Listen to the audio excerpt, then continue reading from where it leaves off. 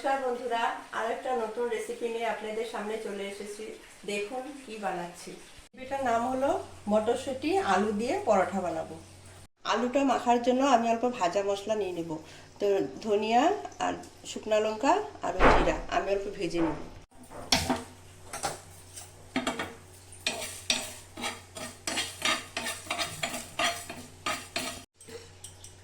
মশলাটা আমার ভাজা হয়ে গেছে, আমি একটু বেটে নেব।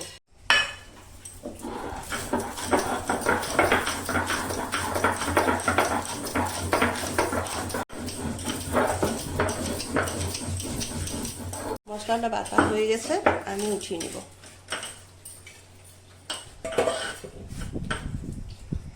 মটরশুঁটিটা আমি সিদ্ধ করে নিয়েছি, এখন বেটে নিব।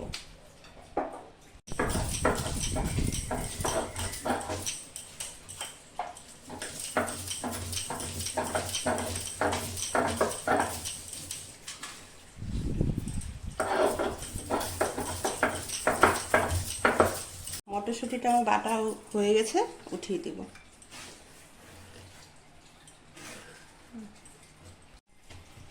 আলুটা আমি সিদ্ধ করে নিয়েছিলাম, এখন ভালো করে আলুটা মেখে নিব।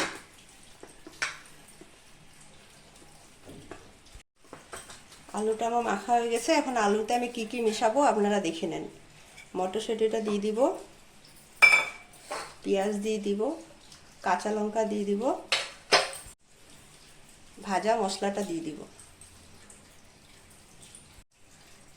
আর পরিমাণ মতন লবণ দিয়ে দিব। দিয়ে ভালো করে মেখে নিব।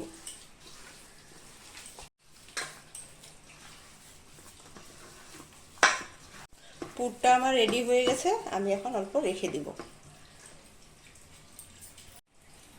পরোটাটা বানানোর জন্য আমি আটাটা মেখে নিব। আমি লবণ দিয়ে দিলাম, অল্প সাদা তেল দিয়ে দিলাম,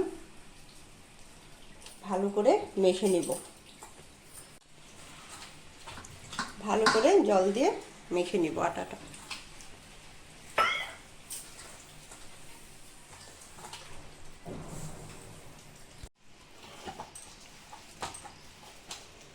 আটাটা আমার মাখা হয়ে গেছে, 5 মিনিট ঢেকে রাখব। 5 মিনিট রাখা হয়ে গেছে, আমি এখন পরোটাটা বানিয়ে নেব।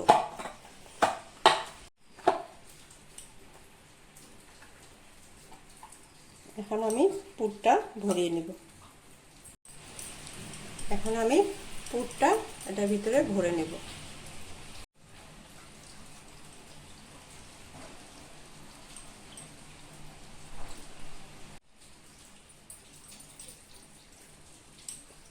এইভাবে সবকটা বানিয়ে নেব।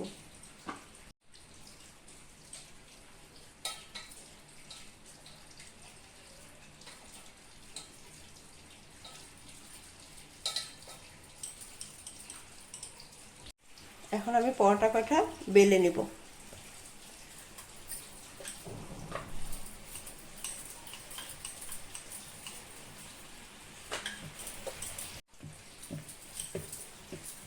পরোটাটা আমার বেলা হয়ে গেছে, এখন ভাজার জন্য আমি তাওয়া বসিয়ে দেব।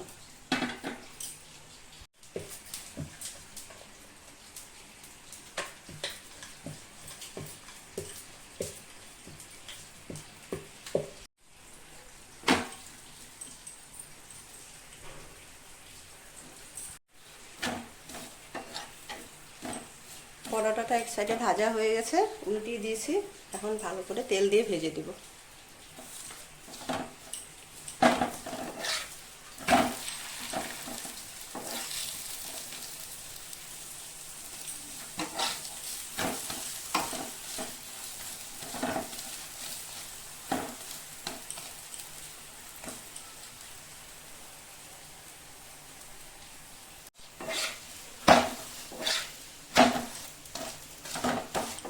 পরোটাটা ভাজা হয়ে গেছে, এখন নামিয়ে দেব।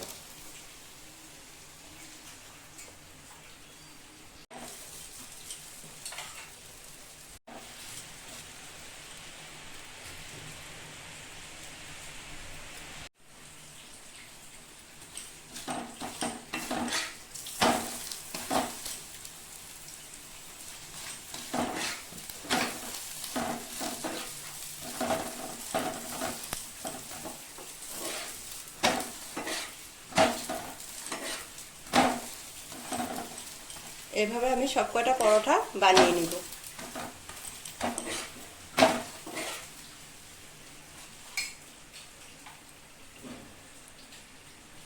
পরোটা কটা আমার ভাজা হয়ে গেছে। দেখুন কি সুন্দর হয়েছে পরোটা কটা। আপনারাও এরকমভাবে বানিয়ে খাবেন। রেসিপিটা কীরকম লেগেছে আপনারা কমেন্ট করে জানাবেন আর চ্যানেলটা সাবস্ক্রাইব করবেন।